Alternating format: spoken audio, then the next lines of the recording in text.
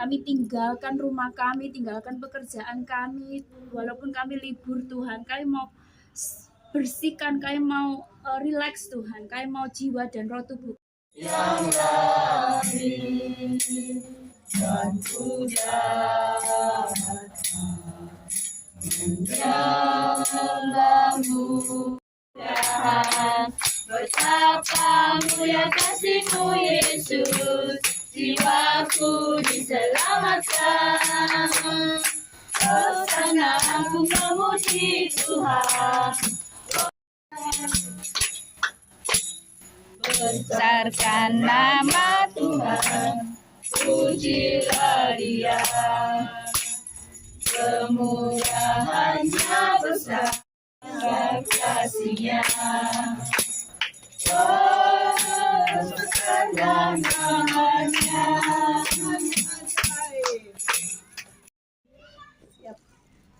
Berbeda ya keadaannya dengan sekolah yang sekarang, karena basicnya sekolah dari kecil sampai SMA sekolah swasta dan mayoritas Kristen yang sekolah Kristen.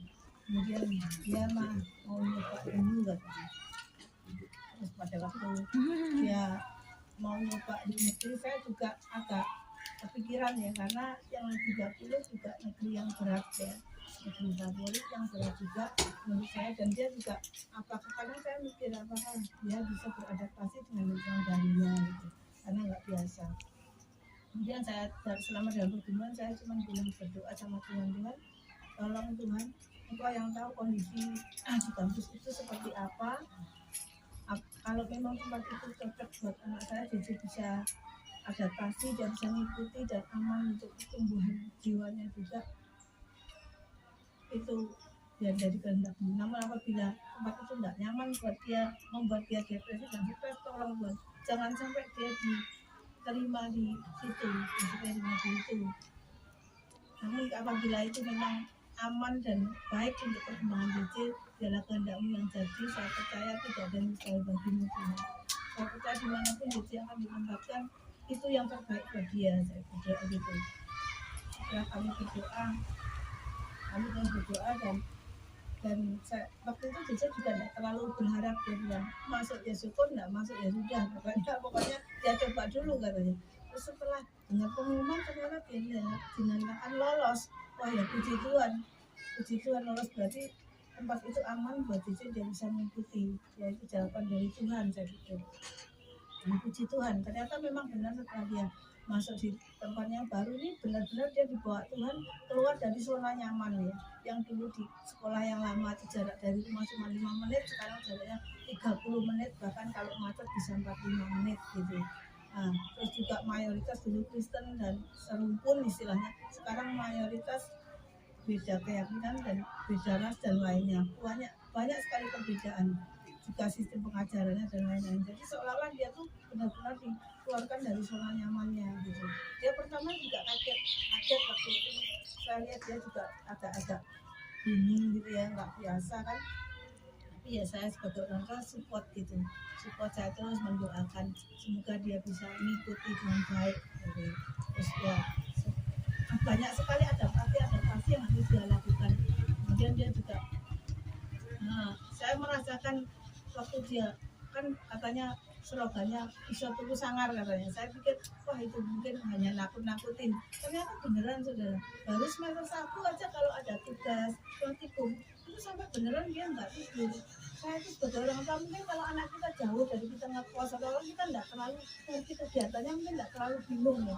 Tapi karena saya lihat sendiri dia nggak tidur, dia tidurnya malam-malam, habis kerjain tugas langsung jos ke kampus. Saya itu sebagai orang tua kepikiran, waduh ini nanti gimana kalau ngantuk di jalan dan lain-lain, kepikiran. Terus saya terus berdoa, Tuhan berikan dia kekuatan dan kemampuan untuk tetap bisa mengikuti.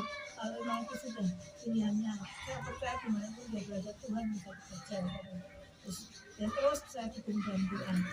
Kemudian ya puji Tuhan di situ dia banyak beradaptasi dengan belajar toleransi juga sudah di situ. Kalau puasa gitu ya, kalau ibadah itu sholat itu kan pernah kejadian pasti yang hilang gitu, ada yang dia karena sudah banyak teman-teman yang muslim juga, dia berinisiatif sudah kamu baca aja saya menjajakan tasmu, dia bilang gitu. Puji Tuhan.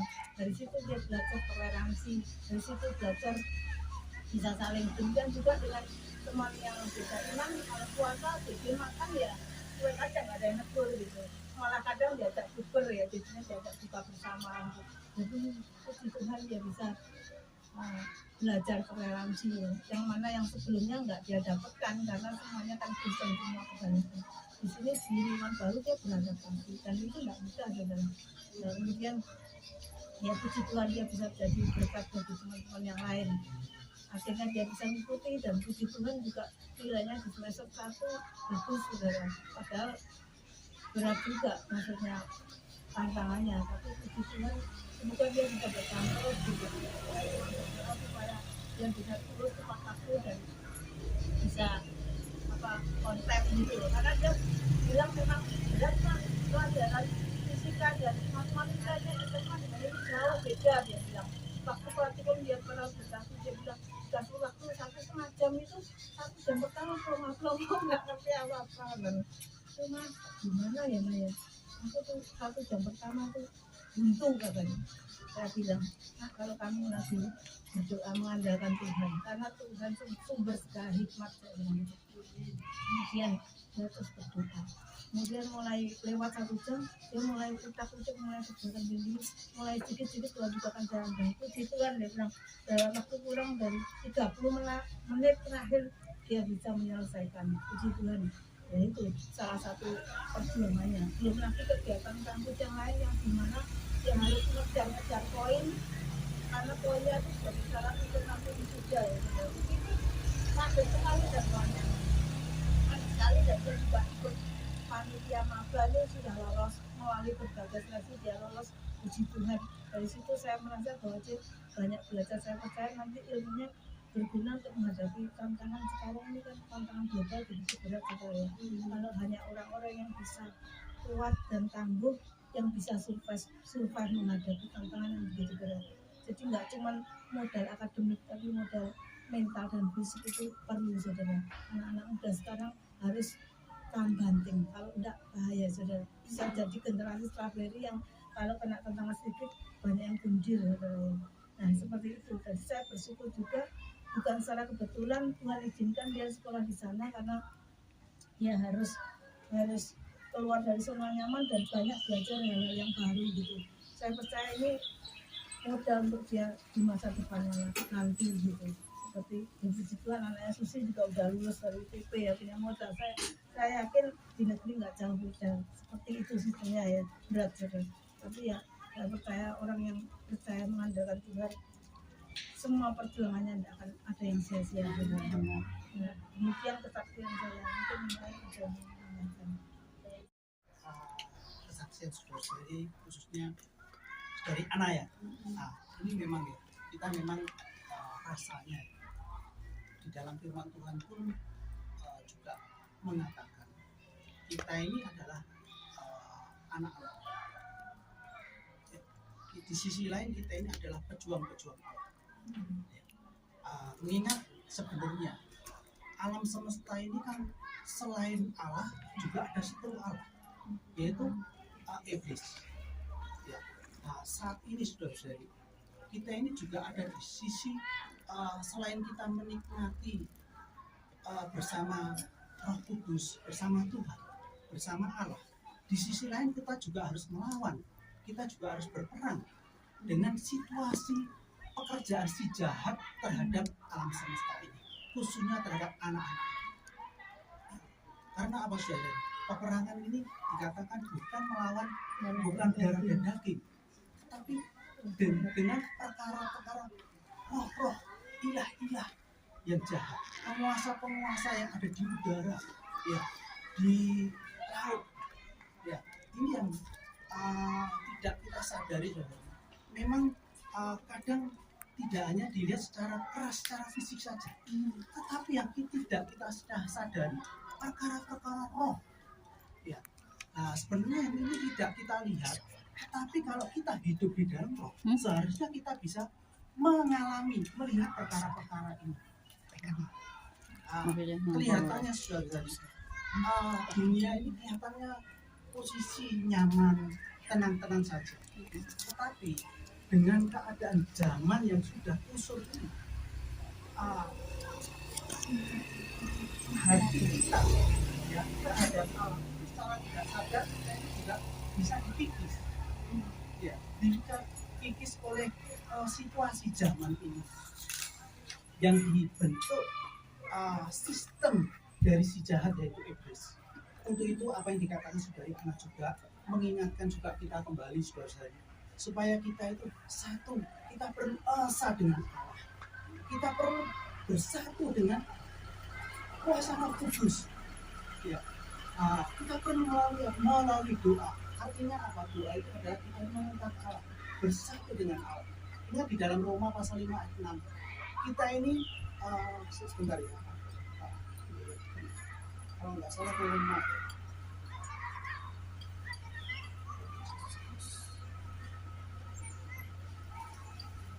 Ya, di dalam Roma pasal 6 ayat 5 sampai 6. Oleh karena itu telah menjadi satu dengan apa yang sama dengan kematiannya, maka kita juga akan menjadi satu dengan apa yang sama dengan kebangkitannya. Saudara-saudari, memang penderitaan kita saat ini, saudara-saudari, mungkin perasaan kita di zona nyaman, tetapi tidak kita sadari kita ini dijauhkan daripada Allah. Ya, dengan perkara-perkara apapun lah, perkara yang menjauhkan kita itu dengan Allah, ini adalah perkara-perkara kita ini akan mengalami kematian. Ya, kita perlu mengalami kebangkitan melalui apa? Karena Kristus, ya, Yesus Kristus yang telah mati dan bangkit membawa kita juga bangkit, mengalami kebangkitan. Satu-satunya kita menikmati firman Tuhan, membaca firman Tuhan, yang lain adalah Tuhan itu sendiri. Ya, melalui kita menikmati firman Tuhan, kita ini mendapatkan suatu asupan, nutrisi, ya, supaya kita tidak hanya diterangi, tapi kita semakin diperbesar unsur-unsur ilahi di dalam diri kita. Ya, kita perlu menjadi bersatu dengan Tuhan. Kita perlu menikmati firman Tuhan, supaya kita dengan sendirinya saudara-saudari, kalau kita anak-anak, ya, sebagai anak-anak itu perlu apa? Perlu makan. Ya, dengan kasih Tuhan kita perlu menikmati firman-Nya. Perkataannya ini adalah firman-Nya. Firman Tuhan itu adalah perkataan Tuhan, dan perkataan Tuhan itu adalah suplaian bagi kita, makanan bagi kita. Itu ketika kita Tuhan dicobai di gunung waktu puasa, ya, ubahlah batu ini menjadi roti. Ya, manusia tidak makan roti dan daging saja, tetapi setiap firman Tuhan yang keluar dari mulut Allah. Artinya apa? Perkataan Tuhan ini sebagai kenikmatan kita, yang memampukan kita bertahan, ya, melawan penguasa-penguasa, penghulu-penghulu si jahat. Ya, puji Tuhan, saudara-saudari, kiranya melalui kita berkumpul ini, ya, kita ini bisa saling mensupport, saling menguatkan melalui pengalaman-pengalaman saudara-saudari. Kiranya ini juga bukan sekedar suatu kebetulan, ya. Semoga kita di sini bisa bersama-sama terbangun, ya, menjadi anak-anak Allah, sebagai kesaksian Allah, ya, di muka bumi ini. Puji Tuhan, Tuhan berkati saudara. Saya mohon izin, ya. Oh yeah. All the other friends that I've been hanging out with recently they're not bad friends, they just don't want to be connected. So, sudah lama sejak SMP, sejak SD dia punya teman baik, sejak SMP, karena kan aku waktu itu ya pindah-pindah ke rumahku. Itu dia tuh berusaha pengen cari teman gereja, teman sekolah, tapi dia kayaknya nggak ada sing connect gitu, nggak ada sing pas gitu. Temen itu kan kadang banyak temen, tapi yang kamu ingin curhat, yang sahabat itu gak kamu. Yeah, so there was one friend at church. She was very sweet. She has good manners. And I told my mom, I found a friend at church. I was so happy. I thought she was a good friend for me. And I always wanted to hang out with her and always wanted to like spend time with her. Akhirnya dia menemukan temennya itu manis, si KP, cocok lah dijak ngomong dengan dia ngomong aku mah aku Tuhan kasih aku teman sahabat yang kamu di gereja. But I realized that actually my mom told me that Ariel, it looks like this friend is no good for you because it looks like you always talk to her, you're trying to call her on the phone, text her, she never answer you. I invite her to my birthday, she never show up. This is you talk about Adriana. Yeah, I'm talking about Adriana. Ini dia tadi itu waktu itu SD di gereja kan. Sejak SD aku ikutkan kayak retreat lah ya, kayak di situ namanya summer camp, itu gereja yang ada kan setiap summer dia ketemu teman di gereja, dia cocok, dia yang telepon ulang tahun, dia yang ajak ayo ulang tahun, dia yang traktir temennya, terus kasih gift.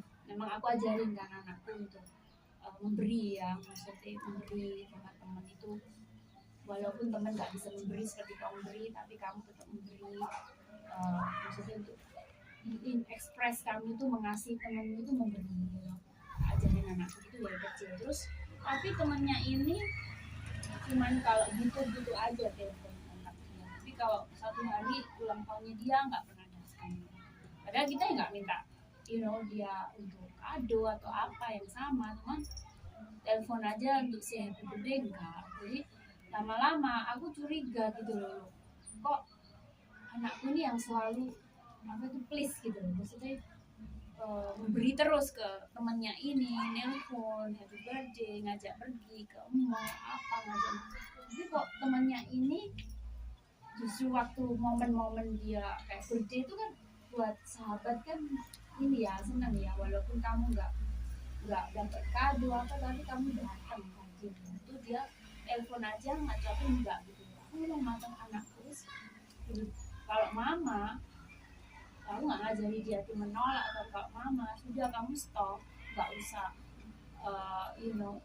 happy birthday yes, kamu telepon, kamu teks, cuman sudah maksudnya dilihat gitu, dia telepon kamu nggak, dia kontak kamu, dia ngajak kamu pergi nggak, karena selama ini dia yang memulai, dia yang telepon, dia yang ngajak gitu.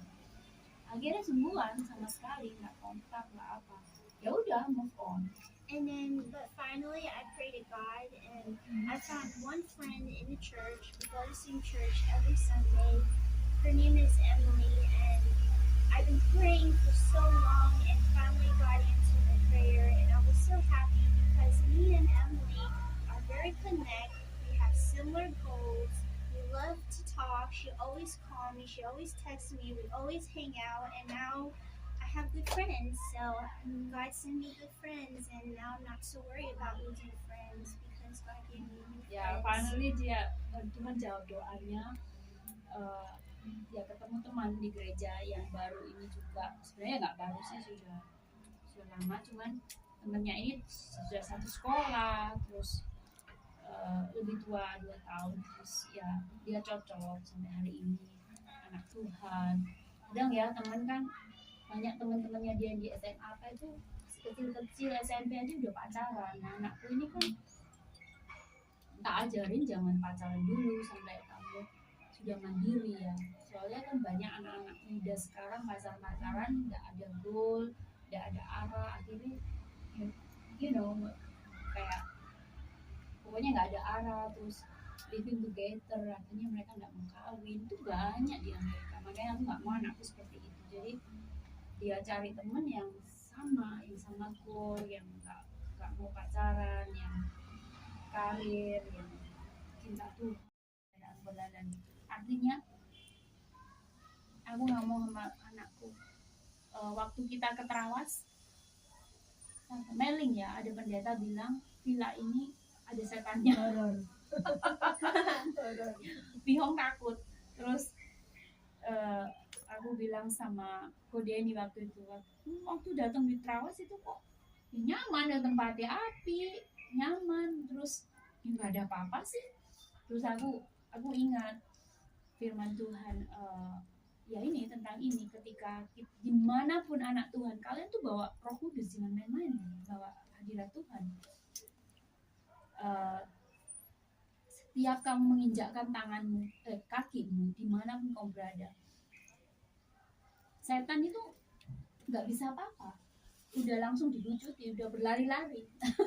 Jadi kita tuh punya kuasa, tapi sering anak Tuhan itu belum apa-apa udah takut sendiri ya loh, udah melihat kemampuan sendiri, nggak melihat bahwa Tuhan itu punya otoritas di hidup kita. Jadi kalau kita punya iman seperti itu, nggak usah takut. Aku saksi masalah ini juga, aku punya temannya orang berhasil, dia belum sungguh-sungguh sama Tuhan, dia belum mengalami belum pernah baca firman, ke gereja aktif, cinta Tuhan, tapi nggak pernah baca firman, dia belum mengalami baptisan Roh Kudus, dia juga belum baptis cuma Katolik, dari Katolik terus pindah baptis. Terus satu hari dia tuh mengalami ketakutan karena suaminya ini kayaknya, kalau aku berusaha cari kerja atau apa, selalu Tuhan itu ada aja jalan, selalu Tuhan tuh kasih kerjaan. Bahkan kalau aku keluar, bosku selalu ngomong, anak kalau apa ini kamu misalnya nggak seneng di kerjaan yang baru, aku anak jujur, aku nggak bohong-bohong, aku jujur, aku dapat kerjaan baru, nggak apa-apa, nanti balik lagi ya, selalu gitu. Di Amerika juga gitu. Jadi artinya itu kita nggak harus aku harus jadi bos, enggak, tapi jalan itu mulus. Kayak contohnya Lisa mau cari apa itu, minta Tuhan itu, nanti pasti Tuhan akan kasih. Kayak Sen sama Foni punya toko, minta Tuhan hari ini sepi, kirim customer. Aku sendiri tuh punya, bukan toko ya, aku punya bisnis. Suamiku tuh bikin letter, belt, apa nih, sabuk, dompet. Nah, setiap 3 bulan sekali itu kita ada gun show. Gun show itu kayak market tapi sewa meja gitu ya, di kampung misalnya di dekat kotaku. Dan itu ya gitu ya, kadang namanya bisnis ya kan, namanya kayak toko jualan ya, kadang sepi, kadang ada customer. Nah itu minta sama Tuhan, dan Tuhan tuh pasti kirim, dan Tuhan tuh pasti cukupin selalu, walaupun sesepi apapun. Dalam satu hari itu pokoknya kita itu pasti ada uang untuk membayar sewa. Jadi kan Tuhan itu terus kok akan tetap naik dan bukan turun. Nah ini naik dan bukan turun ini artinya apa? Tuhan beri kebijaksanaan untuk kita mengelola berkat Tuhan. Jadi kalau Tuhan kasih 10, kelola, jangan dihabiskan. Ada saat kita harus sadar bahwa ini kalau masanya Yosef itu Tuhan kasih kebijaksanaan, kasih mimpi 7 tahun. Kenapa Yosef itu diberi kekuasaan di Mesir? Karena dia punya ini, firman Tuhan ini terjadi dalam hidupnya. Dia punya kebijaksanaan mengelola. Dalam 7 tahun tuh Mesir menabung beras, apa, gandum, karena dia tahu dalam 7 tahun akan masa kelaparan. Nah, kita hidup di bumi ini jangan berharap suatu hari kita itu naik terus, negara kita sukses terus, bisnis kita. Nah, untuk menghadapi masa-masa sulit, saat kita punya kelebihan, kita tabung, kita invest, kita kembangkan. Jadi saat masa kesulitan kayak COVID ya dong, kejadian COVID itu banyak orang-orang kehilangan rumah, kehilangan mobil. Karena apa? Rumah hutang, mobil hutang, bisnis hutang. Akhirnya apa? Mereka nggak bijaksana. Pada saat mereka punya kelebihan profit, punya uang, mereka nggak invest yang lain, malah hutang, malah spending more than they have. Ngerti nggak? Kayak kamu sebulan punya 10, jangan dihabiskan. 10% buat Tuhan, 10% at least itu ya. Ini hukum, bukan hukumnya Tuhan sih, hukum, karena aku belajar dari financial di ini David Ramsey. 10% harus simpan untuk tabungan. Lalu 10% kamu simpan lagi untuk kalau jaga-jaga emergency, kalau sakit, kalau apa, itu harus. Nah, kamu hidup dari 70%. Kalau setiap bulan kamu setia, kamu komit begini, percaya omongan, ada saatnya hidup itu kamu dibawa, nggak selamanya kamu habis. Jadi belajar setia dari 10% yang kamu invest ini, kalau ada apa kamu kembangkan. Nah, dari situ di sini akan akan tetap naik bukan turun. Artinya turun itu apa? Collapse, bangkrut ya loh. Tapi kamu tetap steady, tetap naik, tetap kondisi apapun di dunia kamu tetap cukup. Kamu cukup makan, anak suamimu, istrimu, anakmu cukup. Kamu bisa bayar bil hari-hari itu cukup. Engkau mendengarkan perintah Tuhan Allahmu dan sampai pada hari ini kau lakukan dengan setia. Dan apabila engkau tidak menyimpang ke kanan dan ke kiri dari segala perintah yang kuberikan kepadamu pada hari ini dengan mengikuti Allah lain dan beribadah kepadanya. Allah lain ini kalau zaman dulunya kan ya itu menyembah berhala, tapi sekarang banyak Allah lain kan. Banyak Allah lain yaitu kenyamanan dunia ini, kemewahan itu Allah lain. Motor, temenku punya mobil bagus, kok aku bertahun-tahun nggak bisa ngebalas apa ini usaha mati-matian untuk dapat rumah yang lebih bagus, lebih besar, padahal income nggak mencukupi. Itu banyak orang-orang Amerika kayak gitu. Pada saat COVID, kamu tahu yang antri minta free food, pemerintah kan ngasih free food kayak daging, susu, free. Ribuan jutaan orang di California, di Texas, mobilnya apa? Mercedes. Mobil gua aja nggak ada Mercedes, tapi aku nggak minta-minta. Sorry ya. Itu Mercedes, BMW minta free. Tapi aku bingung, sampai aku ngomong sama suamiku, lah yo, mobil gua aja Corolla, aku masih bisa beli makan buat makanku ya, buat keluarga. Ini orang-orang minta ampun, Mercedes nggak bisa beli daging, nggak bisa beli susu, antri tiap hari. Kasih sukacita dan bercata kesabaran, kemurahan, kebaikan, kesetiaan, kelemahan, lembut, penguasaan diri. Kamu tidak bisa menguasai diri, nggak ada gunanya kasih. Aku mengasihi Tuhan dia, tapi tidak bisa menguasai diri, nggak ada gunanya kasih. Ya, kamu tidak bisa menguasai diri, kamu tidak ada sukacita. Ngamuk itu siang hari, jengkel itu siang hari. Kamu tidak bisa menguasai diri, apalagi nggak ada damai di hatimu lah. Ketemu orang, gitu kan. Jadi kenapa buah roh itu ditutup dengan penguasaan? Mulai dengan kasih Tuhan. Makanya kalau kamu punya kasih Tuhan, kamu ada damai, ada sukacita, ada kesabaran, ada kebaikan, kelemahan kita. Tapi kalau kamu nggak ada penguasaan diri, nggak ada laughing.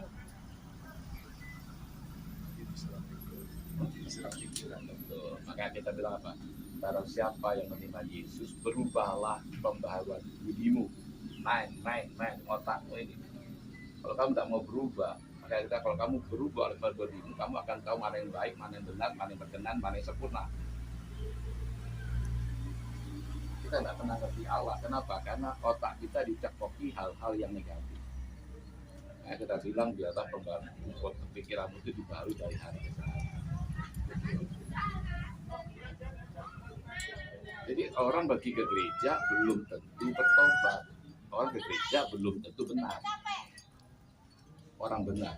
Maka kenapa ya pun doa orang benar, bukan doa pendeta. Doa orang benar tidak dengan yakin didoakan apa? Orang benar, bukan orang Kristen. Tapi banyak orang merasa Kristen dan doanya pasti dijawab. Siapa yang ngajarin? Tidak ada ayatnya. Doa orang benar, hidup benar. Hidup benar ya apa? Orang-orang yang melakukan segenap perintah Bapa. Apa itu? Ampuni. Jelas kan? Angel jadi Kristen, ada yang bilang gitu. Jadi ikut Yesus itu berarti capek Pak ya. Wah susah sekali tiap hari Pak. Ya memang. Yesus mati buat kami yang gampang. Nah iya. Enak aja. Kalau Yesus mati buat kamu gimana? Dia bukan hanya capek, seluruh tubuh darahnya habis. Dan kalau kita main tengen-tengan, gitu, sudah banyak teman-teman. Sudahlah, so simple. Menjadi Kristen itu memang tidak gampang, tapi hadiah yang menunggu hidupmu itu kekekalan itu begitu mulia. Kamu hanya menderita seumur hidup di dunia ini, tapi kamu akan hidup kekal selama-lamanya dalam kemuliaan bersama Bapa. Tidak sebanding. Betul. Tidak sebanding. Kalau kamu ingin bebas, jangan jadi Kristen. Itu kayak aku bilang teman-teman gitu, mau murtad loh sekali ya. Kalau mau cinta Tuhan yang tenang daripada tengah-tengah dimuntahkan tuh, ya kan? Ke gereja pelayanan tapi hatinya penuh kebencian, itu orang tengah-tengah itu. Nah, kita bilang apa? Aku akan muntahkan ini. tanya sekarang gini, aku bilang, godaan yang paling bisa membuat kamu sakit hati adalah siapa? Adalah orang yang paling kamu sayang. Yang terdekat. Maksudnya itu saya di gereja kan juga minta kiriman tiap hari itu kalau misalnya ada doa itu saya minta rutin kiriman, tapi orang bersangkutan juga seperti meremehkan, kadang kirim kadang enggak, itu ya juga gimana loh, padahal cuma sebentar gitu. Maka kita bilang, aku tuh di gereja aku tuh sakit. Marilah kepadaku, hai engkau letih seluruh berat, hamjuni, I will give you rest. Kita bilang, kalau tidak sudah kan ya Tuhan. Jangan pernah mengharapkan datang ke manusia. Ayatnya tidak ada. Barang siapa mengandalkan manusia, terkutuklah hidup. Itu kata Yeremia. Semakin kita mengandalkan manusia, kamu tidak riba berkat, kamu riba kutuk. Terkutuklah orang mengandalkan diri dia sendiri, hebatnya dia, jagonya dia. Terkutuklah orang yang hatinya menjauh daripada Tuhan. Jadi tiga-tiga ini semua terkutuk. Kalau kamu melakukan tiga ini, itu sudah dibakutuk dari waktu walaupun kamu bergereja, walaupun kamu pelayanan. Jadi kita bebaskan diri kita dari hal-hal itu. Berat Pak, berat tapi hasil akhirnya memuliakan Tuhan. Itu lebih rendah. Dibanding enteng-enteng, tapi kamu tidak konsumsi rokok. Ngapain? Orang bilang jadi Kristen itu enak bahagia. Betul satu sisi, satu mata lain yang lain. Menderita bersama Kristus salah satu anugerah dan karunia kata firman Tuhan. Menderita seperti Kristus. Ayo, mau? Kita kan semua pengen yang dekat kan. Doa pasti dijawab, Tuhan tolong, Tuhan itu penyabar, Tuhan pun kasih. Ya, mata konsepnya gimana? Kita anugerah satu lagi adalah menderita seperti Kristus. Dihina, diejek, diolok, difitnah, dikhianati, ditipu. Berapa banyak orang ditipu oleh pendeta? Ya, berapa banyak? Karena merasa pendeta tidak mungkin salah, ternyata bisa ditipu juga. Jadi kita harus jadi mata koin yang aku selalu bilang, mata koin itu harus dua gambar ya. Ya, kalau cuma satu gambar laku nggak? Nggak laku. Satu sisi Allah penuh kasih setuju, satu sisinya apa? Menderita di Kristus, kamu didewasakan, kamu diproses menjadi anak. Barang siapa kata Ibrani, barang siapa kuakui sebagai anak, dia pasti kusesah. Kalau si sesah, proses. Kalau anak tidak mau diproses, itu anak gampangan. Tidak akan punya hak apapun dalam hidup. Tapi kalau kebencian disimpan, Kita bilang barang siapa membenci saudaranya seorang penipu.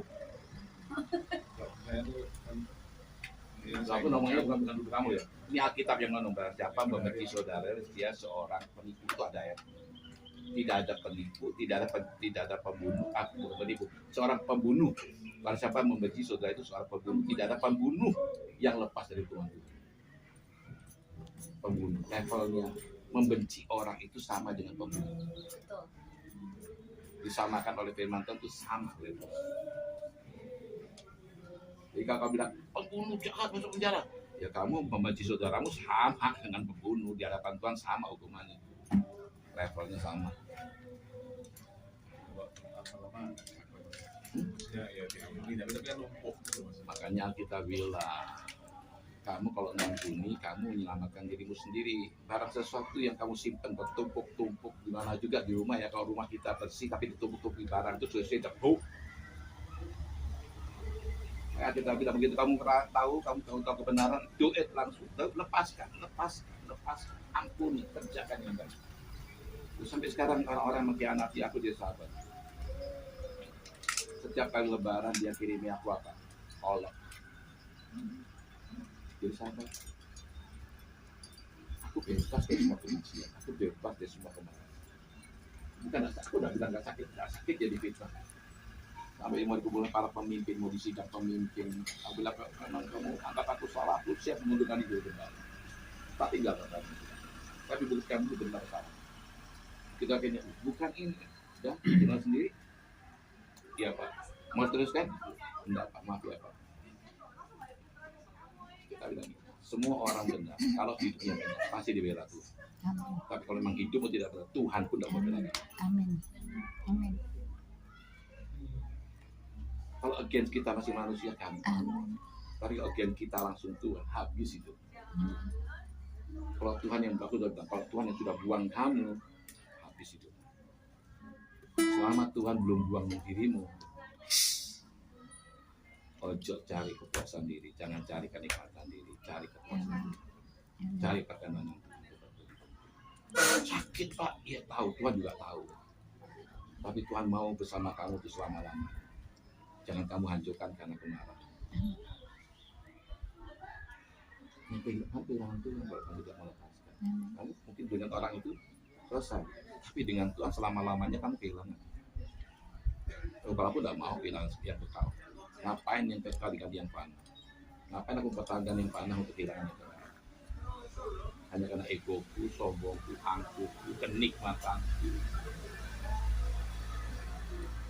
Aku selalu bilang, aku ini keset. Aku ini tempat orang berjalan di atasku. Aku kotor, iya, tapi orang masuk rumah bersih. Aku udah bilang enteng ya. Aku udah bilang bahwa kamu itu salah. Enggak. Tapi aku juga bukakan kebenaran firman Tuhan. Jangan buat hidupmu jadi kebencian Tuhan. Jangan against sama Tuhan. Jangan perang sama Tuhan. Karena gak ada untungnya buat kamu. Mungkin aku bisa nyakiti orang memfitnah aku, mempermalukan dia. Mungkin aku senang. Kapok kamu ya, kapok.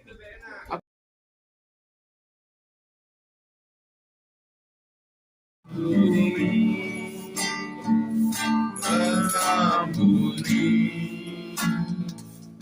lebih sungguh.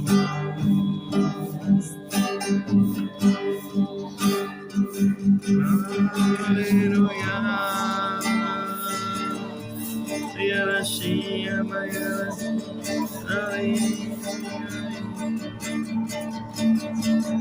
Ya Allah.